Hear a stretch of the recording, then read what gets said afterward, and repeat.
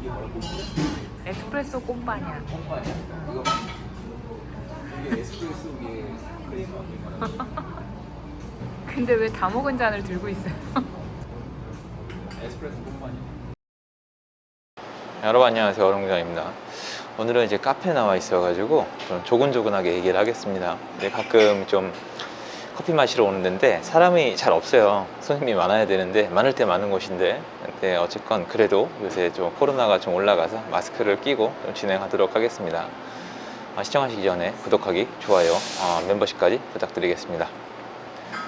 많은 분들이 이제 댓글로도 물어보시고 실제로도 물어보시는데, 이제 오를 만큼 올랐으니까 내려가야 되지 않냐 이 얘기를 많이 하세요.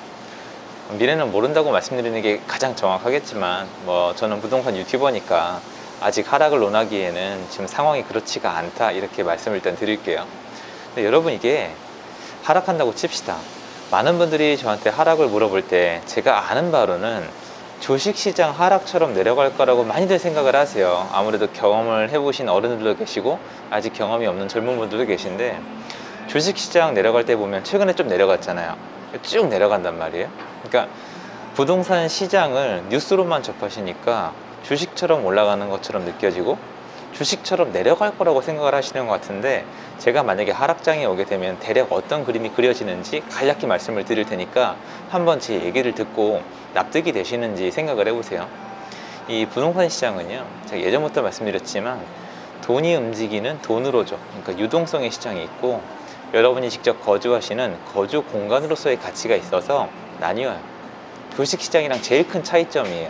근데 지금은 물론 100%는 아니지만 유동성 시장이 문제가 아니고 실거주 쪽이 문제거든요. 집이 없는 거예요.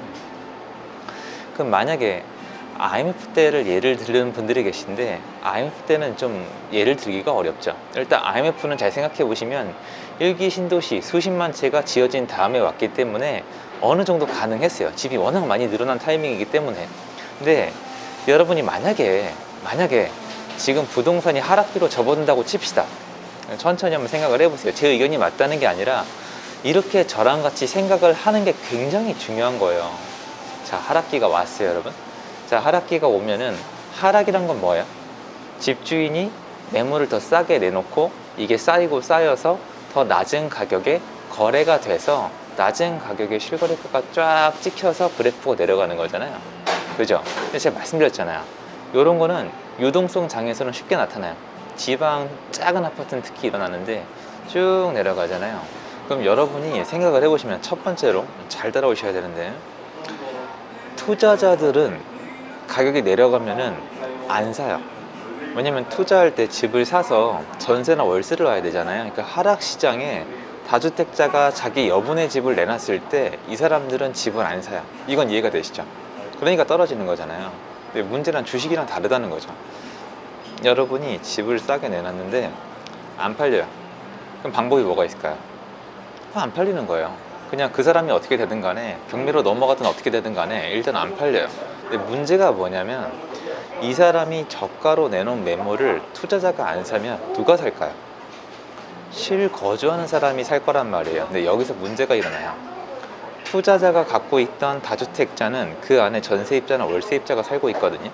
그런데 이거를 다른 투자자가 살지 않고 실거주자가 저가에 사기 시작하면은 그 안에 살고 있던 전세입자나 월세입자는 나가야 됩니다. 그럼 문제가 뭐예요?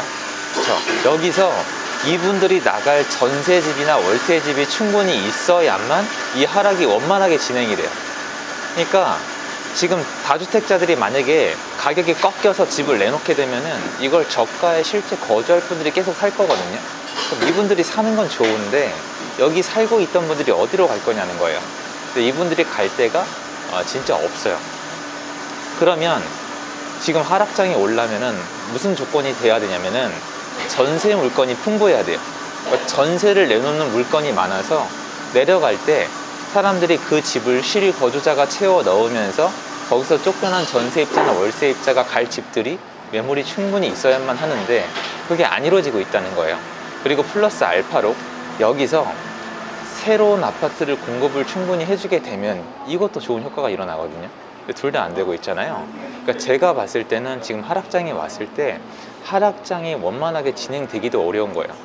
많은 분들이 저는 좀 아쉬운 게 하락장을 기다리시면서 단순히 하락장이 어떤 건지조차도 이 상상을 안 해보시는 것 같더라고요. 상상을 해보셔야 돼요. 상상을 해보면 답이 나오는데, 주식은 가격이 내려가면 며칠 전에도 좀 내려갈 때를 보시면은, 예를 들어서 제가 삼성전자 주식을 갖고 있으면 이거를 예를 들어서 싼 가격에 팔면 누가 사잖아요. 싸면 사고 싸면 사고 거래가 계속 이루어지잖아요. 한국 거래소에서 올라갈 때도 마찬가지고 내려갈 때도 마찬가지고. 그래서 뭐 손절이니 익절이니 아니면 거래량이 터졌는 이런 얘기를 하잖아요. 주택시장은 그런 면이 있거든요. 유동성장, 투기꾼들끼리 만드는 시장이 있어요. 지방에 약간 조그만 아파트가 이런데, 문제는 여러분이 지금 폭락하길 바라는 건 서울이랑 수도권장이잖아요.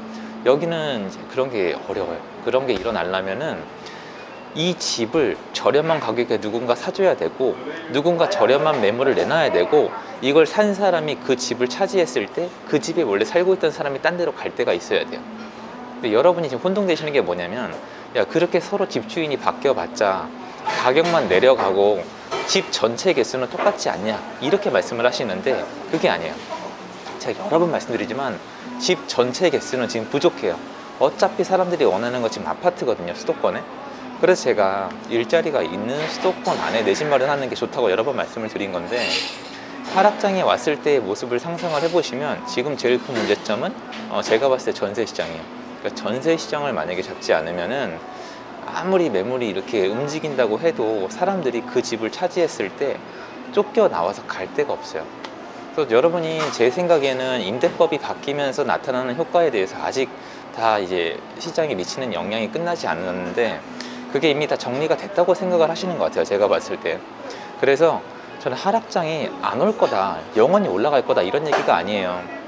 제 예전의 모습을 보이시는 분들이 너무 많아서 안타까워서 드리는 말씀인데, 내가 이렇게 뭔가 유튜브나 어떤 영상을 보다가 내가 원하지 않는 내용이나 이해 못하는 내용이 나오면 그냥 감정적으로 변하는 분들이 되게 많아요. 근데 어쩔 수 없어요. 가셔도 저는 할 말은 없는데 본인한테 도움이 안 돼요. 가만히 앉아서 저처럼 생각을 해보세요. 자, 하락장이 온다, 시장이 꺾였다, 내가 서울 아파트를 3채를 갖고 있다. 3채를 갖고 있으면 한 채는 내가 살고 2채는 전세를 주고 있죠. 이 2채를 팔아야 될 거 아니에요, 내려가니까. 여러분 생각대로면 이 사람이 2채를 안 팔면 하락장이 안 온다니까요. 누군가 싸게 팔아야 되잖아요. 자, 서울에 3채를 갖고 있는데 한 채는 내가 버티고 2채는 저렴하게 내놨어. 그럼 2채는 전세입자 살고 있죠. 그럼 이 2채를 누가 살까요? 나처럼 누가 사서 세를 놓을까요? 시장 하락하는데? 절대 그렇게 안 한다니까요. 2채 누가 사요? 거기 실거주하고 싶었던 대기 수요자가 살 거예요. 그럼 이 사람이 이걸 샀죠. 그럼 어떻게 할까요? 실제 입주하겠죠. 그럼 여기 살고 있던 세입자는 어디로 가요? 다른 전셋집에 가야 되구나, 다른 아파트를 사야 되는데, 이분이 다른 아파트를 사게 되면 어떻게 돼요? 하락이 안 일어나요. 이게 상충효과라는 거예요. 근데 이분이 그래서 다른 전셋집을 구해야 되는데 구해요, 못 구해요? 못 구하잖아요. 전셋집이 없잖아요. 이분이 또 뭘 어떻게 하죠? 전세가를 올리게 되는 거예요. 그래서 제가 말씀드리는 게, 전세가가 하방 경직성을 만들어 준다는 게, 하락시장에서는 매물이 나왔을 때 실입주자가 들어가면 거기 있던 전세입자가 쫓겨나서 그 집의 전세 가격을 지탱해주는 그런 역할을 하거든요. 근데 이때 전세가 부족하면 이분들이 전세값만 지탱해주는 게 아니라 매가도 지탱해줘요. 그러니까 하락이 일어나는 게 생각보다 어렵다는 얘기예요. 그래서 여러분이, 저는 이것만큼은 생각해 봤으면 좋겠어요. 내려갈 수도 있고 올라갔으면 내려가는 게 맞고, 진리 맞아요. 맞는데 여러분이 생각하는 부동산의 하락시장은 어떤 건데요? 그냥 뉴스에서 내려간다고 얘기하면 돼요? 지금처럼? 그러니까 허구성을 가지고 내려간다면 얘기하면 되는 게 아니잖아요. 부동산 시장은 거래잖아요.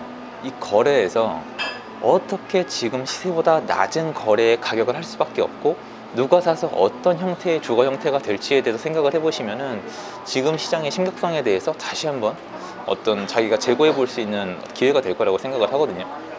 오늘 요약은 뭐예요? 전세 시장이 안정이 안 되면 매매 시장의 안정도 어렵다는 거예요. 전세 시장에 집중해야 된다는 게 제가 그런 말씀을 드리는 거거든요. 그래서 저는 여러분이 하락을 논하는 것도 좋고 다 좋지만, 그 전에 공부를 통해서 만약에 부동산 시장이 지금 하락으로 된다면 어떤 논리를 통해서 어떤 모습을 취해서 내려갈 수 있는지 한번 생각해 보시면 좋지 않을까, 이런 마음의 영상을 찍었습니다. 도움됐으면 좋겠고요. 행복한 하루 되십시오. 감사합니다. 감쪽같이 이 경력 30년이야. 아유.